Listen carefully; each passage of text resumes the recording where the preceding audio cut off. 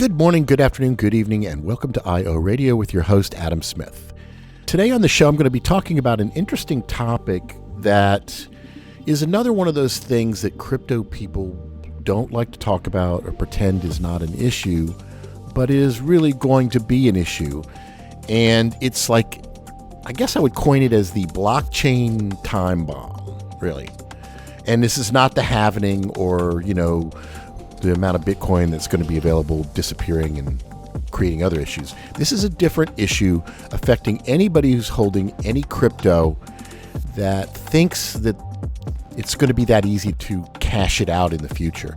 You may be in for a rude awakening, and I'll explain how and why.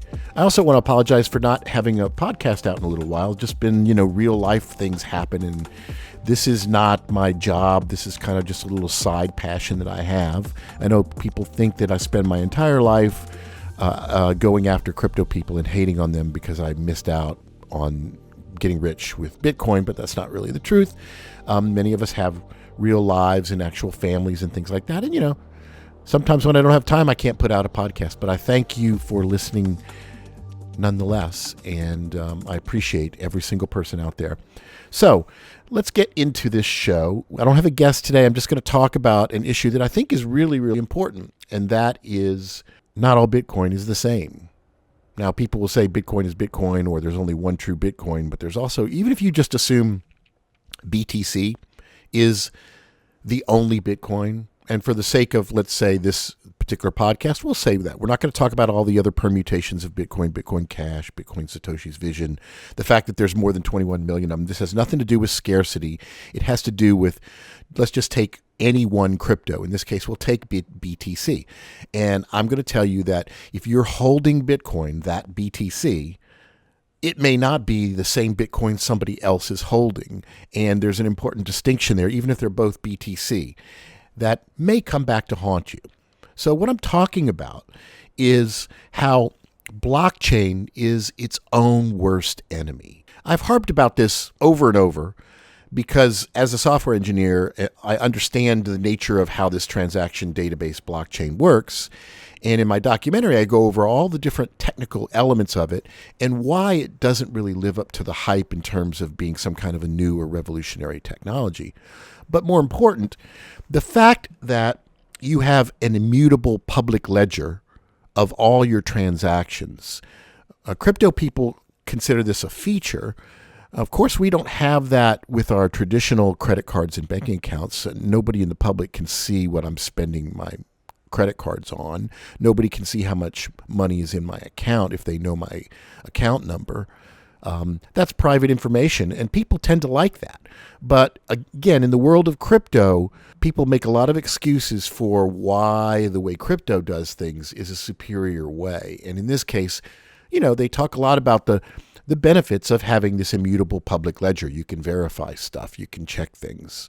But there's also a bunch of additional liabilities that this introduces. And the most significant one is crypto can be traced from its source to its destination on the blockchain. So whenever you make a transaction, I hesitate to even say moving because it's all digital. So nothing really moves physically in the real world. It just data changes in the transaction database called blockchain, which says this wallet used to have this amount of Bitcoin, and now that certain amount of Bitcoin has been transferred to another wallet. And aside from just the way blockchain stores and manages this information is kind of absurd in and of itself. When we think of traditional banks, we think of accounts and an account balance. If you want to know how much money you have, you query your account and it tells you what the balance is. In Bitcoin, there's no account balance spot in the data. You just instead, the system parses the history of all the transactions and follows where all the money goes in order to be able to audit and determine exactly how much money you have and where it is located. So, how does this present a problem for your average crypto bro? Well, as I said, not all crypto is the same. There's crypto that comes from dubious sources, and there's crypto that comes from slightly less dubious sources. Let's just put it that way. I contend there are no at this point, there are no good actors in crypto. They're just varying degrees of bad actors. But that's a whole separate argument. Let's say that your average crypto bro really does want to be a law-abiding citizen, and he's not necessarily using crypto for any of the most common things that crypto is used for: money laundering, illegal drugs, child sexual abuse materials, ransomware, pump and dump schemes. He's just buying it because he, quote, believes in the tech and wants to see a return. Well, just by virtue of buying crypto and holding it, you're participating in what is essentially a decentralized Ponzi scheme. And I've written an article about that. If you go on ioRadio.org, you can read it, where I go into details as to why the return model on Bitcoin is functionally identical to a Ponzi. But let's just say you're buying crypto and you're holding it, and you think you've done everything right. You followed all the rules when you were buying it from a, quote, reputable exchange, and now it comes time to sell your crypto. So, of course, you're also using, best practices, self-custodying it, maybe even have a little hardware wallet. But when it comes time to convert that into actual money that you can use, because Bitcoin has failed as a currency, there's very little places out there that are doing anything legal that are taking any reasonable amount of Bitcoin. So you have to be able to convert it back into money. When you do that is when you cross paths with government and regulation, because government wants to keep track of how money flows. And the reason for that is fairly simple. It's not that government is a big bad guy and wants to ruin your day and take all your money so you can't afford a house or a nice car. It's because government needs money to survive. Government, in most cases, dictatorships and other stuff like that notwithstanding, but your typical representative government is a government that's assembled by the people, and it's maintained and managed by the people. We vote and we determine who gets in office. A lot of people feel detached and removed from that, which is another topic entirely. But nonetheless, government is there. It's created to help protect the public and the public's interests. That means making sure that we have navigable waterways and roads and bridges and flood protection and running water and sewage and trash pickup and electricity, and not least of which is the internet. Without government, the internet would not exist.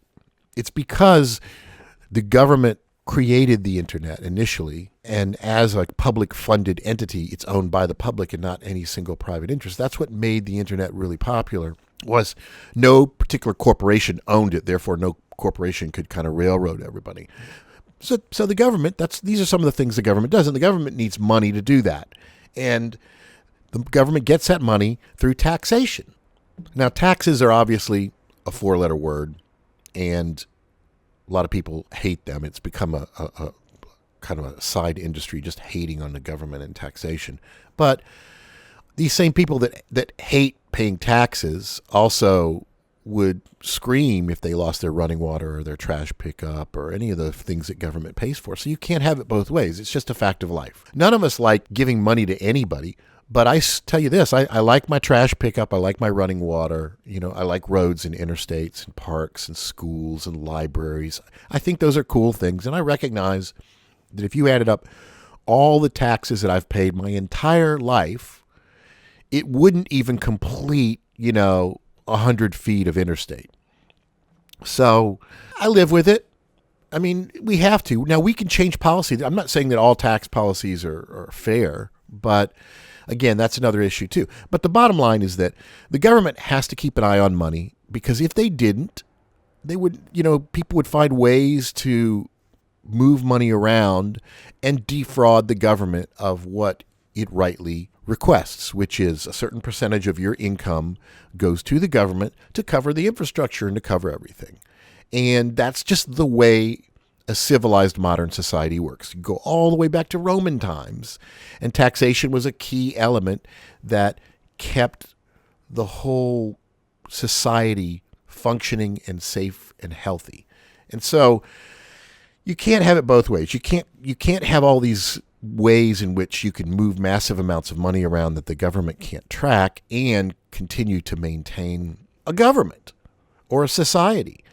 We see it time and time again when all of these libertarians try to launch their own utopia where they're going to have little to no taxation and minimal government, and they suddenly find out that little things like trash pickup are incredibly important. Otherwise, the whole community is overrun by bears and nobody can live safely anymore. Even simple little things seem to be outside the grasp of these libertarians. They want their cake. They don't want to pay for it.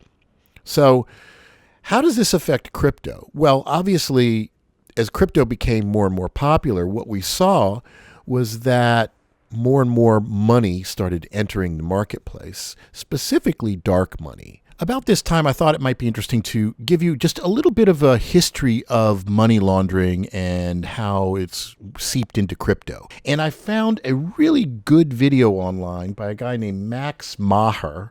I don't know if I'm pronouncing his name right. He does get something wrong at the end that I'll talk about, but he did a really good description of the history of money laundering and how it is turned to crypto. So take a look at this. $8.6 billion worth of crypto was laundered in 2021. So how do they clean their dirty crypto and get away with it? Understanding this will show you how rules in finance can be bent and even broken. In order to explain this, we need to go back to the 1980s in Colombia. There was the son of a farmer named Pablo Escobar. He created one of the largest drug cartels in history. At the height of his power, he made over $420 million weekly. That's the most expensive home in the US, paid off in about 4 days. But he had a problem.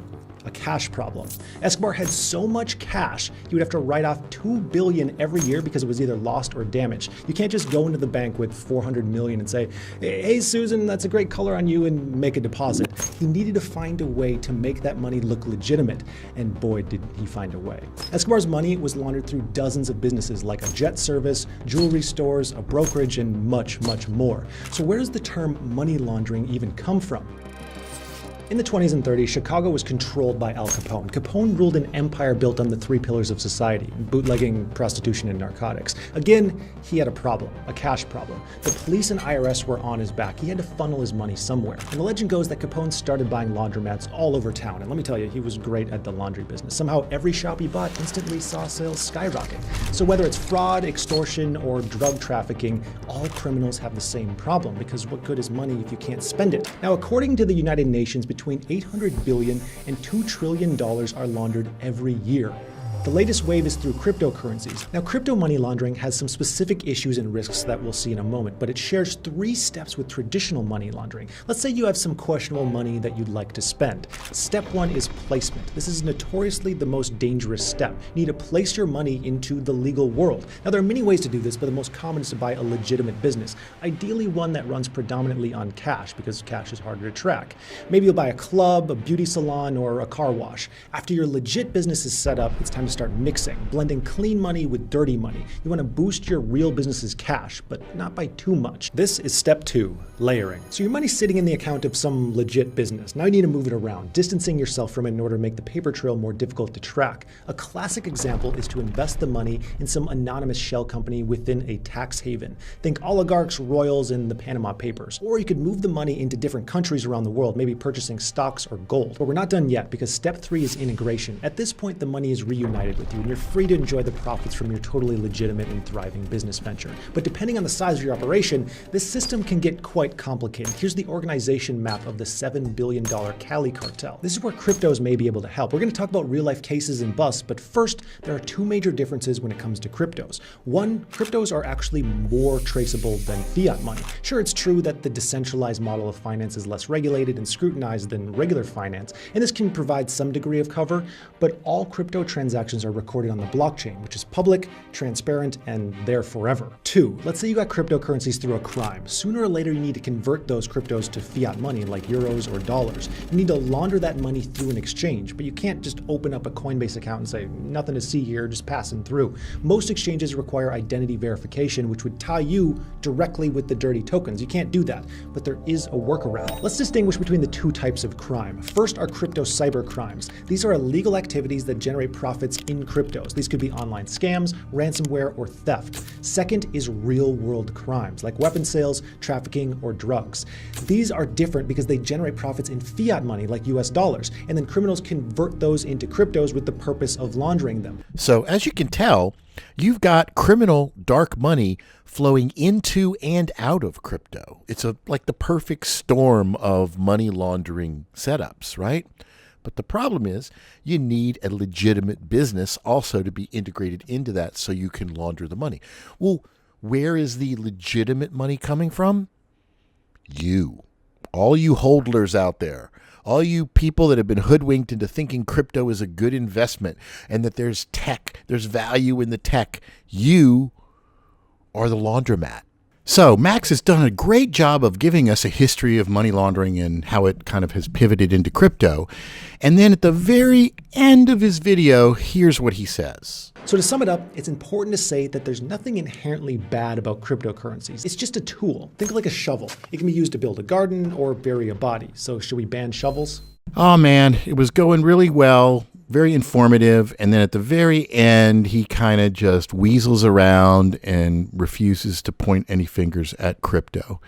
This is very unfortunate because crypto now has been around 15 years. And if at this point you're still implying that it is a tool that has utility, but you can't point to anything that it's uniquely good at, you might just be a propagandist. And you might just not be that good of a person to rely on for objectively good critical information on the market. We're tired of asking whether or not there's anything uniquely good that crypto does. It really doesn't do anything. So stop telling people, hey, yeah, there are some money launderers, but don't blame the tool, which, by the way, can only be primarily useful for money laundering. Don't blame the tool. Blame the players. No, sorry, Max. You're wrong about this. Hold up. Let me qualify that. I am not saying that I am closed-minded and I'm not open to being proven wrong. I absolutely am. But we are 15 years now into blockchain. Okay, so the default position in lieu of 15 years of no single good examples of anything blockchain is particularly good at, the default position is to believe that it's not particularly good at anything that society needs. That's the default position. So that is the position you should hold until you are proven otherwise. I am really tired of these people who don't have evidence that blockchain and crypto technology is good at anything, pretending that it has potential. That is not the default position. The default position is to presume that it's useless until somebody can prove that it's useful. Anyway, let's get back on point. So we have established that money laundering has a long history and that there's all kinds of illicit activity out there that needs to have its proceeds integrated into traditional finance. And there have been a wide variety of different ways. And now with the introduction of crypto, this is another avenue that these criminals are exploiting in a big way. Obviously, crypto's decentralized nature means that it's very easy to move money around among hundreds, if not tens of thousands of different crypto entities out there. And it's impossible for law enforcement to track them all down. So this has kind of created an opportunity for all these people that need to launder money to enter into the crypto industry. But at the end of the day, you still have to convert that into fiat. And as also mentioned, you have real world crime proceeds that are paid in fiat that need to be laundered. So that gets converted into crypto. And since crypto is basically based on blockchain, and blockchain is a public immutable ledger, you get records of both liquidity going in and liquidity going out as you see crypto change hands from one wallet to another. The more money that enters the market, the bigger the players get. And what we're seeing now in this late stage of crypto is that there's quite a number of very big players that are handling very large amounts of money for which nobody really knows where that money came from. Specifically, I'll talk about Tether. There's a reason why, for example, Tether, which is the producer of stablecoins, has over 120 billion USDT in circulation and has never been audited. There's a lot of argument over where that liquidity is backing those stable coins, but the main point is they've never been audited, so nobody knows where their money is, and more importantly, nobody knows where the money came from. Drug cartels, sanctioned countries, all kinds of stuff. But there's a lot of money in these dark markets, and that money needs to float around and eventually get converted back into real money. And crypto has proven to be one of the most popular ways nowadays to be able to launder dark money.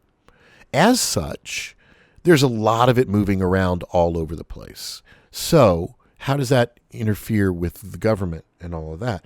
Well, the government's job is to obviously stop this dark money, stop money laundering, get its fair share, and also, as a side effect, not promote and fund, things like fentanyl and child abuse materials and scams and fraud. I mean, curtailing money laundering is also part of the whole process of demonetizing illegal, immoral activity. So there's a lot of reasons why the government needs to know how much money you make and where it came from. This is where crypto and blockchain are almost like a gift to law enforcement. Because of blockchain's immutable public ledger, there's a record of every place crypto has gone. What this means is if you identify a particular wallet address as being a source of, say, ransomware payments or child sexual abuse material or human trafficking proceeds or associated with a dark market or a mixing service or something like that, you can follow that crypto from wallet to wallet to wallet. And you can basically everywhere that crypto goes corrupts the wallets that it touches. And so you've been out there buying crypto, but you never ask, who had this crypto before me? Very few people look that up, but you can actually follow the crypto, and every little transaction you can find out where it came from. Crypto has a genealogy just like people do, and you can follow that back up. Well, your typical crypto bro has never thought much about if he's got 3 Bitcoin in his wallet, where did that Bitcoin come from? How much of it came from just a miner? How much of it came from a reputable exchange? And how much of it came from some guy in Nigeria who's been shaking people down and moved it into some other place, and you got a piece of that? Now your wallet is corrupted and it's associated with illegal activity. And this is where the rude awakening for crypto people come in, is that you think you do everything right. You buy your crypto here and there, and you do this and you do that, and then comes time to cash out, and suddenly your account is locked, it's frozen, they're asking you for all kinds of personal information, and you don't know exactly what's going on, and they won't tell you. This is also the key thing. If you go to every one of these major exchanges, you'll look in their terms of service that they have an ever-increasing array of terms and conditions that put limitations on what they will and will not do for you. Aside from the fact that if you look at any of the terms of service of Coinbase or Kraken or Binance or any of these, there's always a disclaimer. They can change the terms of service anytime for any reason or no reason at all. But there's also specific terms that say, we reserve the right to refuse service if we deem the source of your crypto is coming from a dark market or this or that. And in many cases, there's a big list of things that they will and will not handle. So if you can go to Coinbase's terms of service, and we can see a list of the types of crypto transactions they will not handle. So let's do that real quick. Prohibited and conditional use policy. So this goes over what type of activity is prohibited. It says you may not use your Coinbase account to engage in the following categories of activity. Anything unlawful, any activity which would assist in violate of any law, statute, ordinance, blah, blah, blah, blah, blah, blah, blah, blah. You see it also has the Treasury's Office of Foreign Assets Control, the OFAC. That's one of the organizations that monitors sanctions and stuff like that. And so if, say, Russia's on the sanction list, or Libya's on the sanction list, or Iran is, and they can trace a crypto transaction of some crypto that's in your wallet that came from Iran, guess what? You are now messing with sanctions violations, which is a very serious thing. Now, you're a tiny little guy. Maybe it's only $400 or whatever, but to Coinbase can get in trouble for that. So they're not going to touch it with a 10-foot pole. And they're going to err on the side of caution. When there's any doubt, they're just going to refuse service to you. This is not a company that's well regulated. This is a company that is in the dark markets itself. And so it doesn't want to call any extra attention to itself by handling money from sanctioned countries, aside from the fact that it's not supposed to be doing it at all. Abusive activity, actions which impose an unreasonable or disproportionately large load on our infrastructure, or interfere with the system data. So anybody that fiddles with Coinbase in some kind of weird manner, they will use that. Maybe you just hit F5 too many times on your browser. Theoretically, that could trigger that and you could get your account locked. Abuse of other users. So if you're harass, stalk, threaten, or violate, blah, blah, blah. This probably also includes their self-help team and bots, which probably are subject to quite a bit of abuse from their customers complaining. Obviously, fraud, unlawful gambling, lotteries, bidding fee auctions, sports forecasting, odds making, fantasy sports leagues with cash prizes, internet gaming, contests, sweepstakes, or games of chance. That's a big one. A lot of people use crypto for online gambling, and they find out when they try to cash out that they can't cash out. This happens a lot. Of course, people don't read the terms of service, but it's just one of the reasons. Intellectual property infringement. If you're buying NFTs or something of Disney characters or whatever, you could possibly get in trouble there.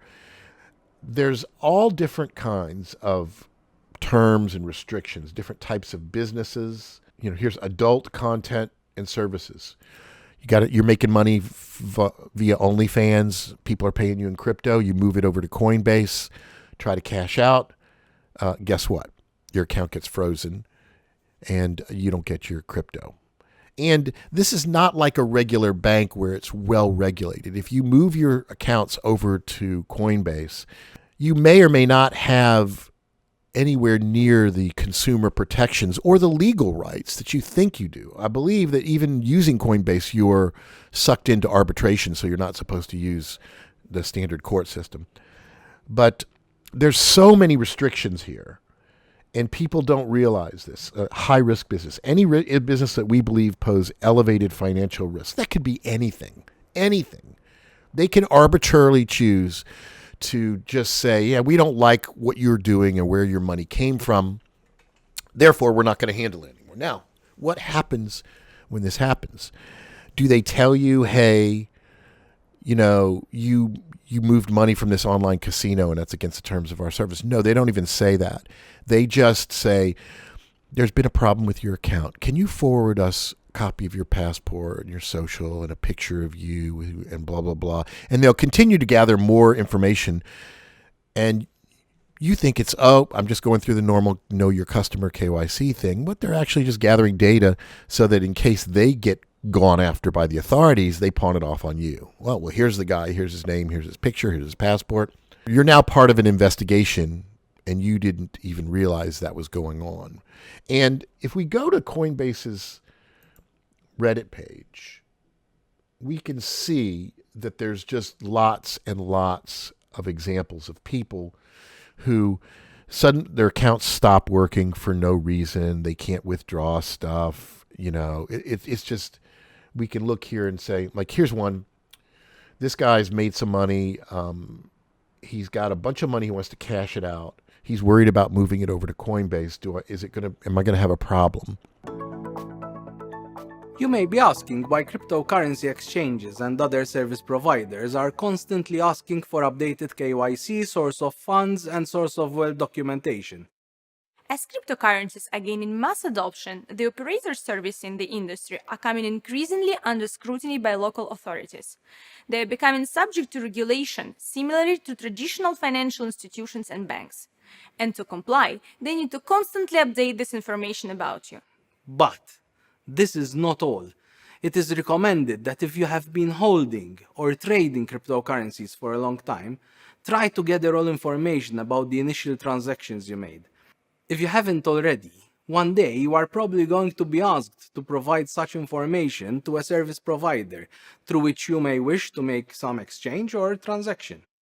And even if you do not intend to exchange your cryptocurrencies, if you decide to buy something of significant value with your cryptocurrency, such as an immovable property or some kind of precious metals or gems, it is likely that you will be asked to provide the same information to the notary or the seller, as the case may be. Therefore, it is very important to keep track of all transactions and save a record of them, as one day you will likely be required to produce them to justify your crypto wealth. Yes, there's a very good chance you're going to have a problem.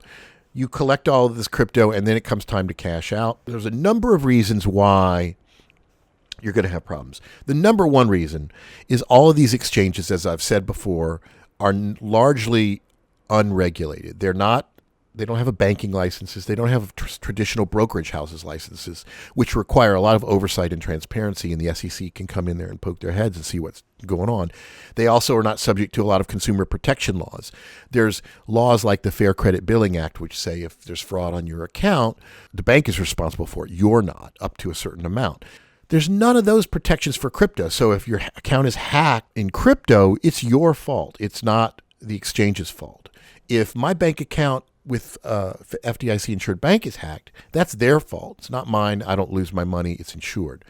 There's lots of differences, but people in the crypto world seem to think that the crypto versions of standard financial institutions in traditional society are the same, and they are absolutely not. There's an excellent article written by John Reed Stark where he, as a former head of the cybercrime division of the SEC, where he talks about how crypto exchanges are fundamentally significantly different from banks and brokerage houses, and you should never assume that you have any protections whatsoever.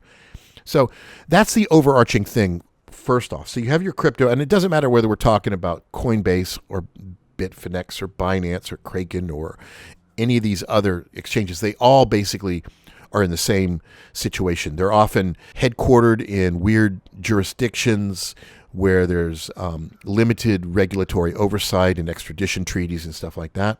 They don't have the same kind of licensing. Crypto is arguably in a gray area that they claim existing laws don't apply to. And then when people try to apply existing laws like fraud laws, they claim, oh, they're not, there needs to be special exceptions for them, which is not necessarily true. But more importantly, most of these law enforcement agencies, they don't have enough investigators to go after this decentralized, massive array of people doing shady things. So you move your money over to Coinbase, and what's going to happen? Well, we can look and see at examples. Here's somebody, this is just 2 days ago, my account has been locked, I can't buy anymore. They're saying reviewing it every time, and I contact them. This is a recurring thing if you go on the Coinbase subreddit. It's one of the few subreddits that's not heavily moderated by the company, which means they don't delete a lot of the negative posts. So you get a little bit more of an insight into how customer friendly Coinbase is by going over their subreddit. But it's just full of people. Look at this. Here's somebody, Coinbase, KYC issue pending for more than 8 months. And there's a lot of these that pop up almost daily where somebody's like, just checking in. It's been 3 months. It's been a year. It's been 8 months, where they just keep getting the runaround. What happened with this guy? We really don't know. Is he somebody that really is a criminal that was trying to launder money? Or was he just a guy that got snagged because they pulled an AML report on his wallet sources and found out that a lot of them came from dark money? Either way, they're not going to tell you. They are not going to tell you what specifically the problem is. All they know is that they could get in trouble with this, and so they're going to just lock your thing and give you the runaround. And this happens over and over again. Account locked, not even able to open up a ticket. Something went wrong. This one I love. When an elaborate computer system says something went wrong, that's just a big F you. That's just a big F you to, I don't feel like cooperating. I don't have enough respect for the customer to even explain to them what went wrong. And we're never going to admit anything specifically went wrong. Just be ambiguous about it. When that's all your money and it's behind a message that says something went wrong, I don't blame you for being upset. But guess what? As bad as it might be dealing with an ATM that's out of tens, it's 1,000 times worse in the crypto industry because, as I said, there's no consumer protections. That's what they're going to tell you. Something went wrong and there's nothing you can do about it. Can they move it out of Coinbase? I don't even know about that. Maybe they can, maybe they can't. Again, it's not super well regulated as far as what consumers have rights to with this stuff, and that's kind of the issue. Then you have standard situations that many of these places should have solutions for, like you're in one country and you open up an account and you move to another country. These exchanges have their policy is when in doubt, shut it down. They act like they don't even really care whether they have customers or not. And they probably make most of their money off of institutional holders anyway. So once the liquidity from the end users starts drying up, these crypto exchanges are going to start shafting these people more and more. There's multiple reasons for why they will pull the KYC freeze on you. Obviously, to avoid sanctions and problems from governments and criminal accusations. It's arguable that any of these exchanges are 100% legal anyway.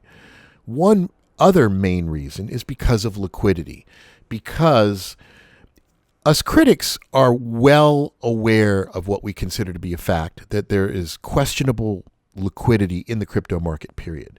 When they say the market cap of Bitcoin is X trillion, that doesn't mean there's X trillion dollars of liquidity somewhere in all of these exchanges.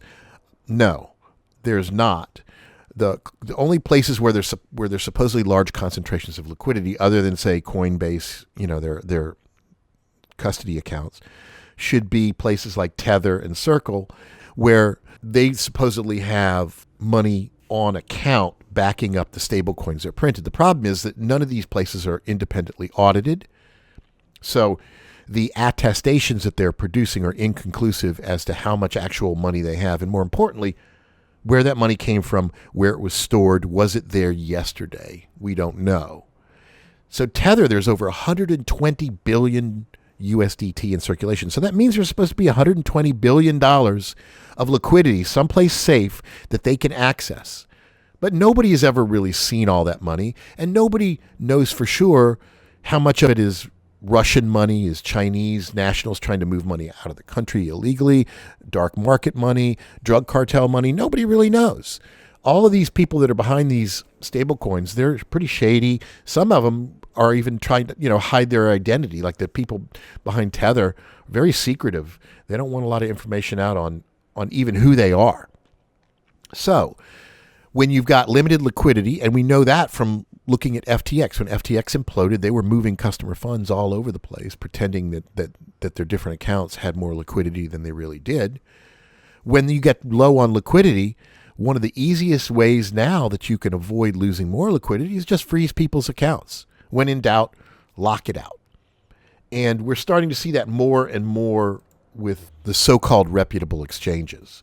So you can pull these money laundering reports. So here's a company called AML Bot, and here's a sample report where it shows you punch in a wallet address and it'll tell you where the crypto came from, and it puts it into different categories of danger, suspicious, trusted sources, and things like that. And they'll give you a risk score based on where the sources are. So presumably all of these exchanges are using these reports from these different entities. And now there's more and more of these little businesses that are popping up where their main job is analyzing the blockchain and tracking when money gets stolen or defrauded, where it ends up. It's all being categorized. So if you end up with some crypto that passed through some of these dark markets, stolen coins, dark markets, illegal services, a mixer, ransomware, scams, gambling, fraudulent exchanges, sanctioned entities, etc. That taints your wallet, and now nobody wants to mess with you. And the exchanges have a great excuse to not lose any more liquidity by allowing you to cash out. Now, this is going to become an ever-increasing problem. As bad as it might be today, it can be 10 times worse in a month or in a year, because more and more addresses are going to be discovered as crossing paths with dark money. So you buy some crypto and you pull one of these reports and it comes out pretty good. So you're not worried about it. But then a year or two later, when you suddenly want to liquidate your crypto to put a down payment on a house, this same report gets pulled and it's no longer low risk. It's now high risk because over time, more and more wallet addresses have been associated with dark money and added to these databases. And every one of the exchanges, as well as Tether and Circle and USDC and USDT, they all now have blacklists. They have lists of wallet addresses that they will no longer cash out. So even the stablecoins are now coming up with great ways of not having to pay people off and maintain their liquidity levels. So this is the ticking time bomb. If you're holding crypto, unless you bought Bitcoin straight from a miner, there's a very good chance that at some point in the future you may find your crypto can't be liquidated because it's crossed paths with dark markets. And there's no way of knowing. It's a ticking time bomb. Another interesting side effect of this is this also means that not all Bitcoin is created equal. There's going to be clean Bitcoin and there's going to be dirty Bitcoin. You know, if the government seizes money and then they auction it back off, that could be considered clean Bitcoin now that, you know, they've seized it. If mining companies are mining Bitcoin and it's tracked straight from a block reward into the mining company's pool and then into your wallet, that Bitcoin may be worth more money than regular Bitcoin on the open market. And so I think what we're going to see, not only are we going to see people that are going to suddenly wake up and realize that the cheap Bitcoin they bought a couple years ago came from a dubious source and they can't sell it, they're going to find out that the value of different types of crypto is going to vary depending upon these reports. And these reports will constantly change. They're never going to get better, probably. They're only just going to get worse because as more and more scams happen, more and more wallets are going to be associated with dark money.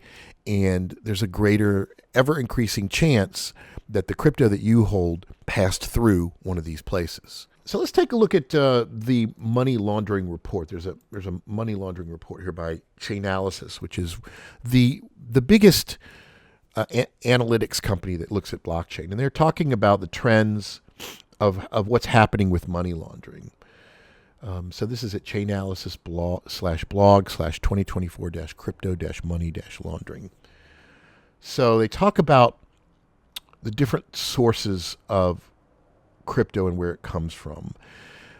There's these intermediary services and wallets, mixers, exchangers, and DeFi protocols. So this is something that I just recently learned. Obviously, let's say you're a scammer and you've gotten some ransomware crypto. Now you need to clean it. You need to make it as difficult to track as possible. So you can't just send it to wallet B. You need to move it around so nobody can tell where it came from. Well, there's all kinds of services that allow you to do this. The traditional one has been a mixer, where you send it to a particular service, which is basically usually a smart contract or a company, and they commingle all of your crypto with other people's crypto and then put it in a big blender, send it to a bunch of stuff, and then send it back to you.